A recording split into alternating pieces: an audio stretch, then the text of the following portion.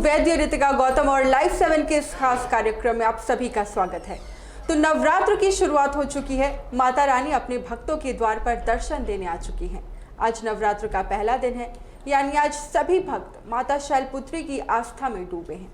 नवरात्र के 9 दिन भक्ति और साधना के लिए बहुत पवित्र माना गया है। इसके पहले दिन माता शैलपुत्री की पूजा की जाती है।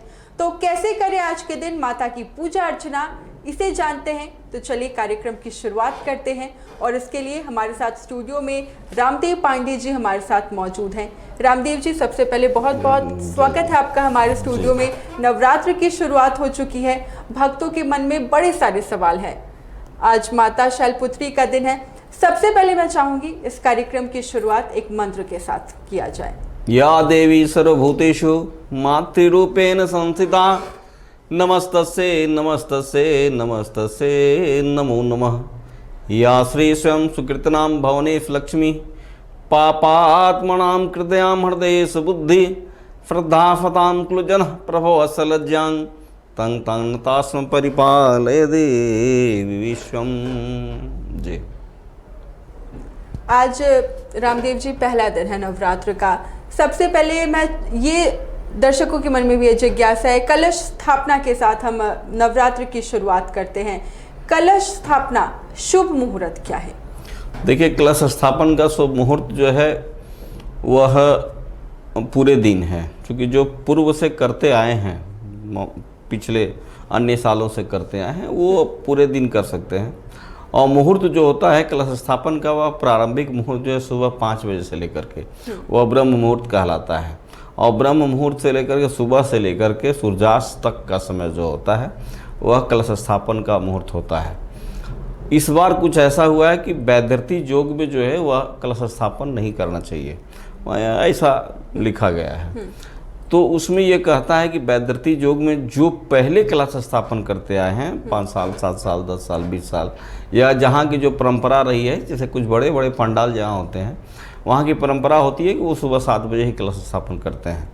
तो जो पूर्व निर्धारित कार्यक्रम के अनुसार स्थापना कलश स्थापना जहाँ हो रहा है, वहाँ जो है वह उसी मुहूर्त के अनुसार, अपने पूर्व निर्धारित समय के अनुसार ही कलश स्थापन होगा।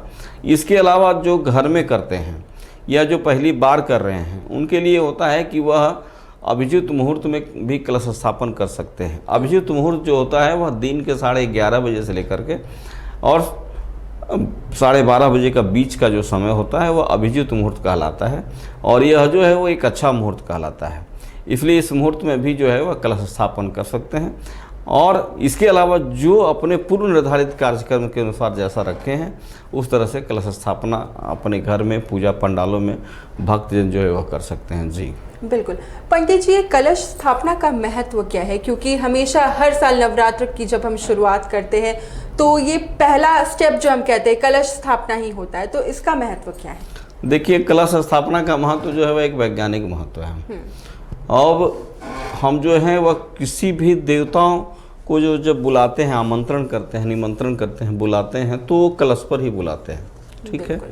और कलश पर इसलिए बुलाते हैं कि कलश जो है उसमें जल रखा जाता है और उस जल में बहुत सारे सर्वौषधि है, महौषधि है, ऐसे तत्व हैं।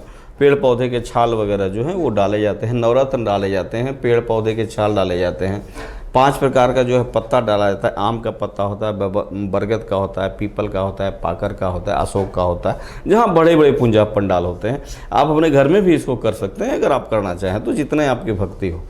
उसके बाद उसमें हम जल डालते हैं, गंगा जल डालते हैं, द्रव्य डालते हैं, उस जल को शुद्धि करते हैं। देखने में वो जल आपको हो सकता है खराब रहेगा, जिसमें आप मिट्टी डालिएगा, 5 तरह का लकड़ी डालिएगा, पत्ता डालिएगा तो खराब होगा ही।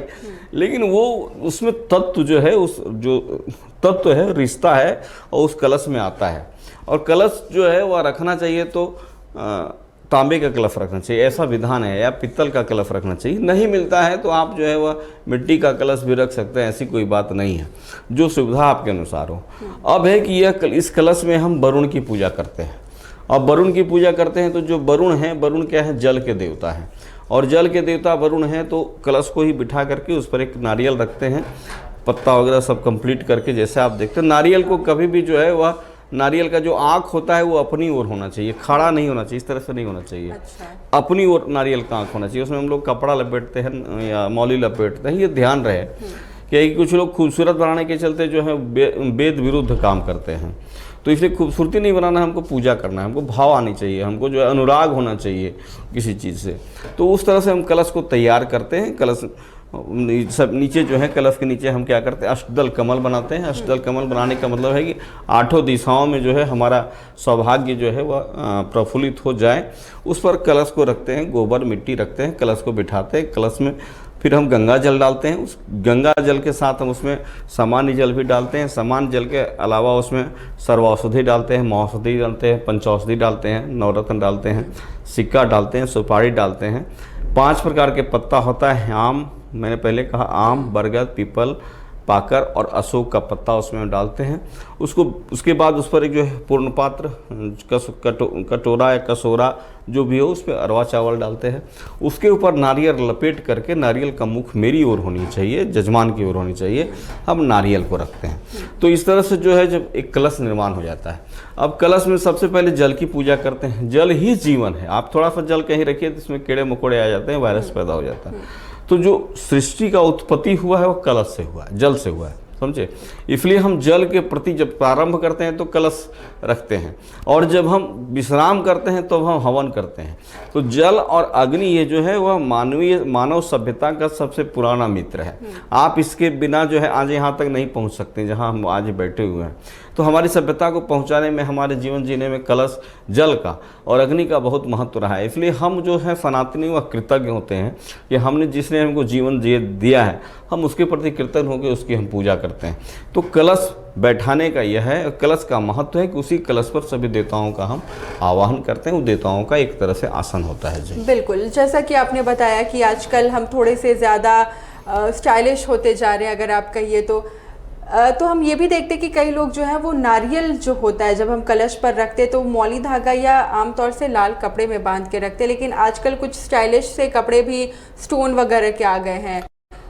नहीं, वो आप स्टोन वगैरह रख सकते हैं, उसमें मेरा कोई बात नहीं। मेरा ये कहने का मतलब है जो नारियल की 3 चीज़ें जो हैं वो, एक है नारियल, उसका आँख जजमान की तरफ होनी चाहिए, हमारी तरफ होनी चाहिए। मान लीजिए ये नारियल आप समझे, तो ये नारियल लोग ऐसा करते हैं, कलश को ऐसे नारियल को खड़ा करते हैं, लंबा करते हैं, माला पहना देते हैं, वो वेद विरुद्ध है।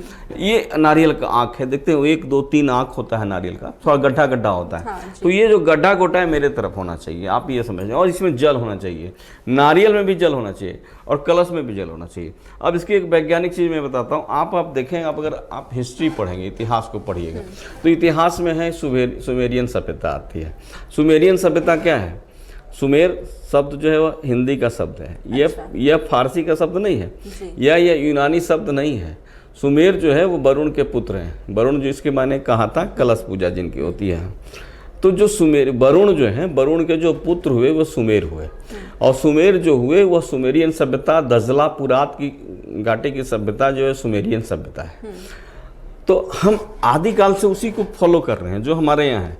तो आदिकाल के जो हमारे राजा थे, उसको हमने देवता मान लिया, या उस देवता के स्वरूप को अपने राजा को मान लिया। या दूसरे धर्मों में भी है, कई देखेंगे आप, दूसरे पंथों में भी है।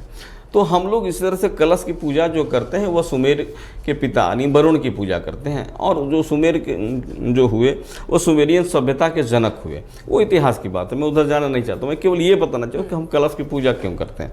तो कलश में जो है नारियल, उसके बाद जब हम बेलपत्र चढ़ाते हैं तो बेलपत्र का मुंह जो है वो हमारे तरफ होना चाहिए, जो मुख्य बेलपत्र है जी, अपनी तरफ होना चाहिए।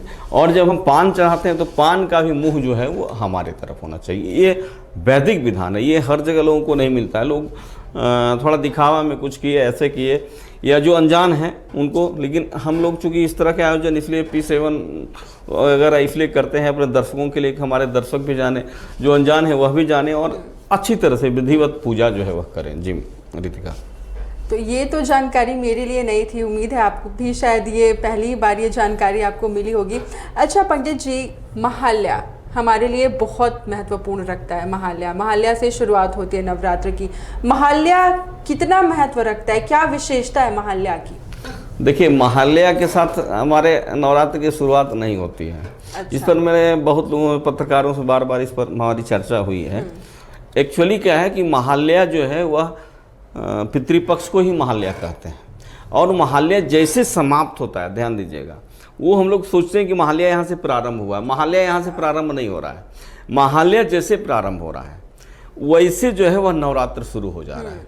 तो ये जो समाप्त होने का और प्रारंभ होने का कारण है, इसलिए लोगों के दिमाग में ये बैठ गया कि नवरात्र जो है वो महालया होता है। नवरात्र महालया नहीं होता है। नवरात्र महालया समाप्त और नवरात्र की शुरू हो जाया करते हैं। तो ये कभी कभी आप देखेंगे कि बंगाल के कुछ रेडियो स्टेशन जो है वह कलकत्ता वगैरह जो है वो बजाते हैं, महालया बजाते हैं। तो महालया बजाने का मतलब है कि वो महालया समाप्त हुआ, और जैसे जिस समय में महालया समाप्त हुआ, अगर रात को 2 बजे रात भी अगर अमावस्या समाप्त हो गया, अमावस्या को ही महालया समाप्त हो जाया करता है।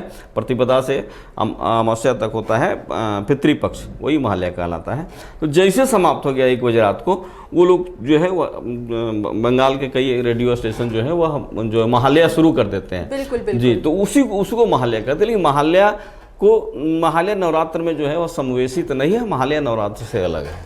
बिल्कुल, इस पर मैं आना चाहती थी क्योंकि ये भी मेरा एक सवाल था कि पितृपक्ष के जैसे ही पितृपक्ष का समापन होता है, नवरात्र की शुरुआत होती है, तो ये मिथ जो था मैं फिर से एक बार क्लियर कर देती हूँ कि महालया से नवरात्र की शुरुआत नहीं होती है, बल्कि पितृपक्ष का समापन महालया पर होता है। महालया उसके बाद से फिर नवरात्र की शुरुआत होती है। पंडित जी, अब थोड़ा सा माता पर आ जाते हैं, क्योंकि आज पहला दिन है, सभी भक्त जो है माता शैलपुत्री की पूजा कर रहे हैं। कैसा है माँ का स्वरूप? मतलब कैसे आखिर शैलपुत्री नाम पड़ा होगा? क्या कोई पौराणिक कथा इस चीज़ को लेकर? देखिए, ऐसा है कि हमारे यहाँ जो है एक मान्यता है कि तू वसुधैव कुटुंबकम। जी। हमारे यहाँ सभी जो है हमारे मित्र हैं, पेड़ हैं, पहाड़ है, सांप है, सारे हमारे मित्र हैं। क्योंकि प्रकृति को सबको मदद करता है, और जब सभी के लगन से ही प्रकृति जो है चलता है, और उस प्रकृति का सबसे ज़्यादा उपभोग अगर कोई करता है तो वो मनुष्य करता है। सभी जीव प्रकृति के इतने उपभोग नहीं कर पाते हैं। तो जब नहीं कर पाते हैं, उसमें क्या है कि भगवती प्रथमम शैलपुत्री से, द्वितीय ब्रह्मचारिणीम, तृतीयम चंद्रघंटी, कुष्मांडी, चतुर्थम पंचम स्कंदमाती, षष्ठम कात्यायनी, सप्तमम कालाती, 9 दुर्गा सहस्र, नवम सिद्धिदात्री। 9 देवियों की हमारे यहाँ पूजा होती है। और जब 9 देवियों की पूजा हमारे यहाँ होती है, तो ये आप इसको देखें कि 9 देवियों में हमारे यहाँ जो है आदिकाल से नवग्रह की परंपरा चली आ रही है। और ये नवग्रह आसमान में हैं, ऐसा कुछ नहीं कि ये जो है वह केवल ये नहीं है तत्व। नवग्रह जो है आसमान में विराजमान है, उनको छुआ जा सकता है, उन पर रिसर्च भी हो रहा है। तो ये 9 ग्रह जो है वह 9 देवियों के प्रतिनिधि करते हैं, प्रतिनिधित्व करते हैं। ऐसे आप समझें, नवग्रह 9 देवियों के प्रतिनिधित्व करते हैं, या 9 देवी 9 ग्रहों के प्रतिनिधित्व करते हैं। अब इन 9 देवियों में जो है वो प्रथम कौन है? शैलपुत्री है। शैल का मतलब होता है पहाड़, शैलम ही माणिक्यम, है ना। तो शैल का मतलब होता है पहाड़ की पुत्री, जो पहाड़ की पुत्री है। जीवन हमको कहाँ से आता है? जीवन हमको पहाड़ से मिलता है। जीवन हमको पहाड़ से मिलता है। पहाड़ जो है वह बरसात को रोकता है, हमारे यहाँ बरसात कराता है, हम उससे जीवन को आगे बढ़ाते हैं। एकदम बिल्कुल पारंपरिक और जो लॉजिकल बातें हैं हमारे, उस पर मैं कह रहा हूँ। तो यह जो है शैलपुत्री जो है वह दुर्गा का प्रारंभिक रूप है, और दुर्गा का जो प्रारंभिक रूप है वह शैलपुत्री है। इसे हम शिवा का भी प्रारंभिक रूप कह सकते हैं, पार्वती का भी प्रारंभिक रूप कह सकते हैं, क्योंकि हरि अनंत, हरि कथा अनंता, बहुत अनंत कथाएं हैं। तो यह जो है वह हिमालय की पुत्री है, ठीक है। और भगवती शैलपुत्री जो है वह हिमालय की पुत्री है। पूर्व जन्म में यह जब सती थी तो राजा दक्ष की पुत्री हुई, और जब वह हिमालय की पुत्री हुई तो पार्वती कहलाई, और हिमालय की पुत्री होकर पार्वती भी कहलाई। और हिमालय की पुत्री की ही पूजा जो है हम करते हैं, वही शैलपुत्री है। प्रथम शैलपुत्रीश्च, तो ये हिमालय की पुत्री है, पर्वतों की पुत्री है, और यह हमको जीवन प्रदान करती है। यह जो 9 दिनों का आप जो देख रहे हैं, एक जन्म का सृष्टि चक्र है। जन्म का सृष्टि चक्र कहाँ से प्रारंभ होता है? प्रथम शैलपुत्र, सबसे पहले एक बच्ची आती है, एक सुंदर बच्ची का जन्म हुआ, उसके बाद उसका धीरे धीरे डेवलपमेंट होता है। सामाजिक तौर से देखेंगे तो उसका डेवलपमेंट होता है, सामाजिक डेवलपमेंट होता है, कई तरह से होता है उसका। तो प्रथम शैलपुत्री उस हिमालय की पुत्री है। उस हिमालय की पुत्री की पूजा हम प्रथम दिन करते हैं नवरात्र में। हमारे यहाँ 4 नवरात्र होते हैं। चारों नवरात्र में शारदीय नवरात्र की बात हम इस बार कर रहे हैं जो आश्विन में होता है। तो चारों नवरात्र में प्रथम नवरात्र को शैलपुत्री की ही पूजा होती है। यह हिमालय की पुत्री है और यह जो है वह एक बालिका है। ठीक है, हाँ, एक बालिका है। वह जो है वो 2-3 साल की बालिका है, इसे समझें आप। वह 2-3 साल की बालिका है। तो उस जब 2-3 साल की बालिका है उसकी हम पूजा करते हैं। और उसकी हम जब पूजा करते हैं तो हमारे यहाँ ये मान्यता है कि हम बालिकाओं को भोजन कराते हैं। हमारे यहाँ ये मान्यता है कि हम अगर देखें, आप अगर बंगाल वगैरह क्षेत्रों में जाएं, थोड़ा सा भी लगाओ, अगर बंगाल से हो, बगल में आपके पूर्णिया से भी अगर लगा हो, तो वहाँ हर लोग बच्चियों को माता कह कर पुकारते हैं। ध्यान दीजिएगा, ठीक है। शब्द कुछ भी हो सकता है, माँ, मागो, मागो, ये वगैरह हो सकता है। दूसरे लोग कर जाएंगे तो आप देखेंगे झारखंड में लोग गौरी, ए गोरी, ऐसा है ना, गाना वाना भी चलता है, गोरिया रे। तो ये जो गोरी रे, गौरिया रे जो है ना, यह उसी शैलपुत्री गौरी का ही नाम है, जो कालांतर में अभी तक चला आ रहा है। बाद में ठीक है, संगीत क्षेत्र में आया, चाहे साहित्य क्षेत्र में आया, तो जो आया, तो उस शैलपुत्री को जो है वह हिमालय की पुत्री भी कहते हैं, उसे पार्वती भी कहते हैं, उसे गौरी भी कहते हैं। लेकिन जब एक नाम पर आएगा तो शैलपुत्री हो गया। तो वह छोटी बालिका है, और छोटी बालिका वो 2 साल की बालिका है।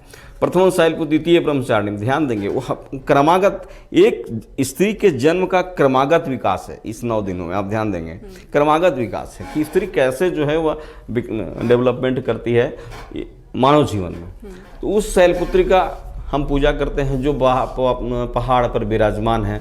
वह उस शैलपुत्री की पूजा करते हैं जो है वह छोटे बच्चे, छोटी उम्र में है। उस शैलपुत्री को जो है हम मिठाई, दूध वगैरह का प्रसाद लगाते हैं। दूध से बने हुए मक्खन वगैरह जो होते हैं, श्रीखंड जो है, श्रीखंड का, मक्खन का भोग हम शैलपुत्री को लगाते हैं। माता शैलपुत्री को अगर जो भी छोटे बच्चियों को पसंद है वो माता को पसंद है। और उसमें यह भी होना चाहिए कि आप केवल पूजा जो है वो मंदिरों में नहीं करें। केवल जो पूजा, मैं तो थोड़ा सा दूसरे विचार का व्यक्ति हूँ। प्रथम दिन है तो जो भी आपको छोटी बच्चियाँ मिले, आपको रास्ते, घर से आपके ऑफिस आने तक, घर से आपके बाजार जाने तक, घर से आपके व्यापार जाने तक, तो उन बच्चियों के प्रति भी आपका श्रद्धा भाव होना चाहिए। हमारा संस्कार ये कहता है आप उसको माता के स्वरूप में देखें। वह एक दिन माता बनने वाली है, आप ध्यान देंगे। वही बच्ची आज माता बनेगी, एक समय माता बनेगी, दादी बनेगी। तो हमारी यह परंपरा है कि हम उस छोटी बच्ची का पूजा जो है, उसकी मान्यता जो हम शैलपुत्री के रूप में करें। और अगर विधि विधान की बात करें, पूजन जो किया जाएगा आज के दिन माँ का, तो वो उसमें कौन कौन सी सामग्री चाहिए होगी भक्तों को? कैसे विधि विधान क्या है पूजा की? देखिए, विधि विधान जो है वो विधि विधान लंबा चौड़ा भी है, बहुत बड़ा भी है। ये तय करता है कि आप के पास सामर्थ्य क्या है। नंबर 1 ये चीज़ आपको देखना है कि आपके पास सामर्थ्य क्या है। हर पूजा में हमारे यहाँ एक चीज़ क्या है कि सब चीज़ लंबी लंबी चीज़ें हैं, लेकिन उसमें आपके सामर्थ्य क्या है, आपके भाव क्या हैं, और आप ऐसा पूजा करें जो बिल्कुल भाव से पूजा करें और सामर्थ्य विधान से पूजा करें। तो आप कुछ अगर नहीं जानती हैं, कुछ नहीं जानती हैं, कहीं भी हैं, देश विदेश में आजकल तो भाई पूरी दुनिया में जाता है, नेट का यह चमत्कार है। तो आप जो है, मैंने पहले ही कहा था कि ये इस तरह से आप कलश स्थापन कर सकते हैं। और कलश के नीचे जो है, अगर 9 दिन का कलश स्थापन आप करेंगे, थोड़ा मिट्टी बालू डाल दिया करें, उसमें थोड़ा जौ भिंगो करके जौ को डालें, जो जयंती जन्मता है ना, वो भिंगो करके, क्योंकि 9 दिन के लिए आप करेंगे। और हो सकता है आप हमारे इसी एपिसोड से शुरू कर रही हो, तो इसलिए मैं कह रहा हूँ। तो जौ नीचे रख करके उस पर कलश रख दें। अगर ब्राह्मण आपको मिलता है तो ठीक है, ब्राह्मण नहीं मिलता है तो भी आप उसको स्थापित कर करके और भक्ति भावपूर्वक जो है वो उस पर रोज भगवती को आमंत्रण करें।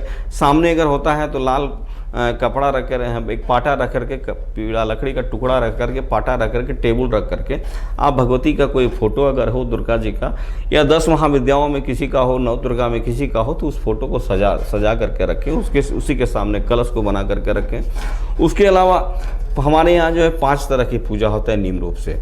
जल, अक्षत, चंदन, रोरी और दीप। ये सामान्य रूप से है। जल, अक्षत, चंदन, दीप और फूल वगैरह जो आपको आपस में सब जगह मिल जाता है। चंदन के रूप में रोली ले लें, चंदन के रूप में आप हल्दी ले लें, ये चढ़ा सकते हैं। आपके किचन में जो चीज़ें हैं ना वही पूजा में लगता है, आप ऐसे समझें। जी, लाने की कोई जरूरत, मतलब आमतौर पर जो हमारे किचन में जी, घी आपके किचन में है, अक्षत आपके किचन में है, हल्दी आपके किचन में है, रोली आपके किचन में नहीं है, तो चलिए हल्दी का प्रयोग कर सकते हैं। तो ये जो है आपके किचन में जो है वह सुपारी है, ये तो लगा सकती हैं।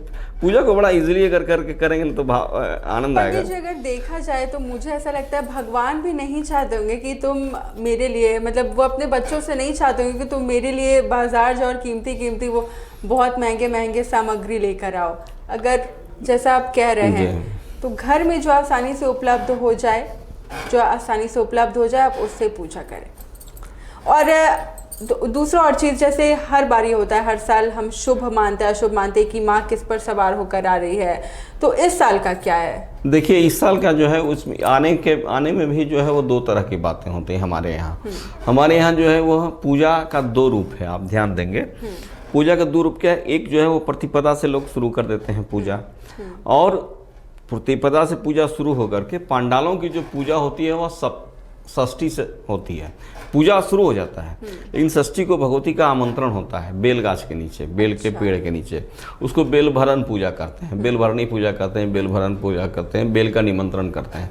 तो जब बेल का निमंत्रण करते हैं तो बेल का निमंत्रण जाकर के हम शिव और शिवा का यानी दुर्गा का आमंत्रण करते हैं, वही जिस पार्वती की मैंने बात की थी, और आमंत्रण करते हैं षष्ठी के दिन में। और सप्तमी के दिन में जो 9 तरह के वनस्पतियाँ होती हैं उसमें वो वनस्पति के रूप में हम भगवती को पूजा करते हैं। एक देवी का एक वनस्पति है, कभी चर्चा होगा तो हम लोग उस पर चर्चा करेंगे।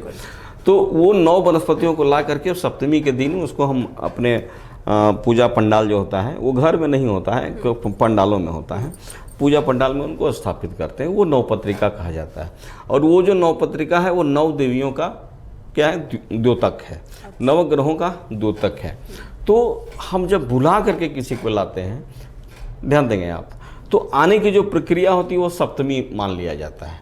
तो अगर सप्तमी को आप माने कि भगवती का आगमन सप्तमी को हो रहा है और गमन तो एक ही दिन होता है, 10वीं के दिन ही होता है, तो अब सप्तमी के आगमन से जो है भगवती जो है वो घोड़ा पर जो आ रही है, तुरंग कहा गया, घोड़ा पर सप्तमी के अनुसार घोड़ा पर आ रही है। क्योंकि मूल जो है वह सप्तमी ही होता है कि भगवती को आमंत्रण करके बुलाते हैं, ऐसे नहीं बुलाते हैं भगवती को, ठीक है।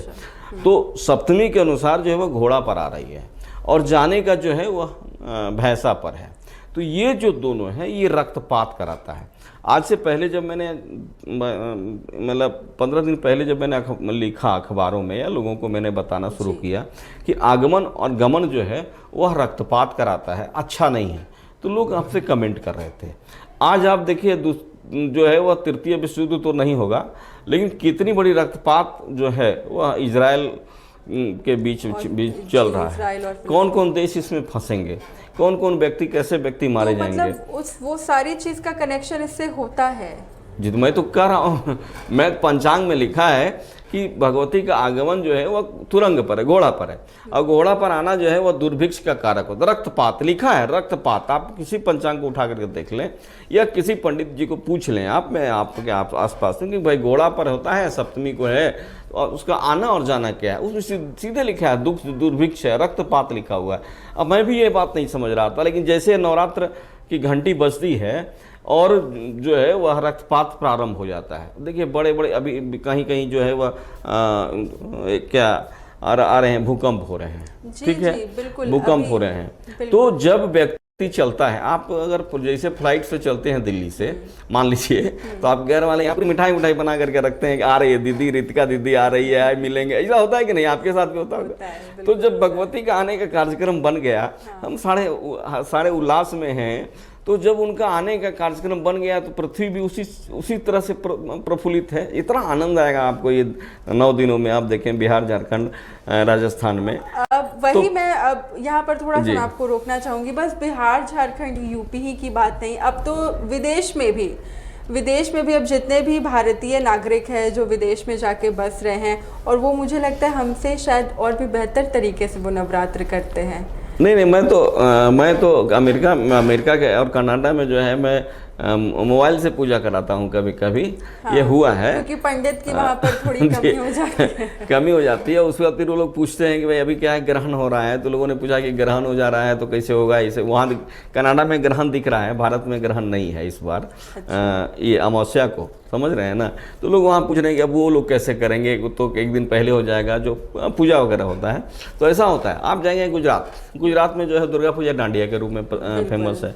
तो ये सारा है। तो प्रकृति में ये नया जो है वो आगमन, प्रकृति का आगमन जैसे शुरू हो जाता है, हमारे यहाँ अनेक तरह की बातें होती है। मैं वही बात कर रहा था कि भौतिक आगमन जो है वो सप्तमी के अनुसार घोड़ा पर है, और जाना तो एक ही होता है, सेम होता है। कुछ विद्वान मानते हैं प्रतिपदा से, मान लीजिए कुछ विद्वान मानते हैं, मैं किसी को क्रॉस नहीं करता हूँ। इस पर हाँ थोड़ी सी जानकारी आप दे दीजिए, जो अंतर अभी आपने बताया अभी प्रतिपदा का। हाँ, तो कुछ विद्वान मानते हैं कि प्रतिपदा से हो रहा है, तो मानना उनका है, क्योंकि ऐसा बात नहीं है। लेकिन मैं शास्त्रीय विधान से सप्तमी की बात करता हूँ। तो अगर प्रतिपदा को भगवती आती है, नवरात्र शुरू हो जाता है, महालया समाप्त होता है, नवरात्र शुरू होता है, तो जो है वह भगवती नाव पर आती है। नाव पर आने का सूचना जो है वो शुभ माना गया है। यहाँ कंट्रोवर्सी है, ठीक है। अब कंट्रोवर्सी है तो जो जैसा विद्वान है, चूँकि सबको अपने अपना है, सब अपने अपने से विचार करके जो है अपना निर्णय ले सकते हैं। लेकिन ये कंट्रोवर्सी यही है, प्रतिपदा और सप्तमी। और शास्त्रीय जो है वह सप्तमी है, क्योंकि राम जी ने प्रथम पूजन किया था इस तरीके से, उसी तरीका को हम सब फॉलो करते हुए आज तक आ रहे हैं। और विधि विधान के बारे में आपने बताया, आपने सामग्री के बारे में बताया। माता शैलपुत्री के लिए कौन सा मंत्र का जाप करें? देखिए, मंत्र जो है वह 9 देवी हैं इसमें, और ओम ऐंग हिंग क्लीं चामुंडाय विच्चे, यह नवार्ण मंत्र है, यानी 9 अक्षर इसमें जुड़े हुए हैं। तो सभी देवियों के अपने अपने मंत्र हैं, वो बड़ा हो जाएगा। अच्छा। और इसलिए जो है वह सबके लिए सबसे सरल मंत्र है, ओम ऐंग हिंग क्लीं चामुंडाय विच्चे।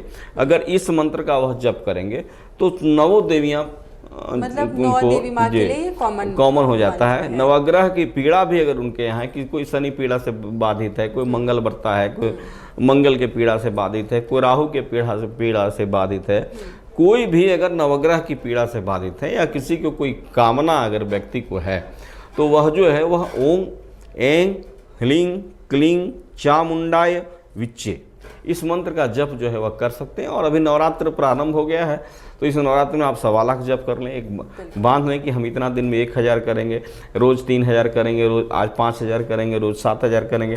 नहीं करें तो हम रोज़ 101 तो कम से कम करेंगे, चलते फिरते भी करेंगे।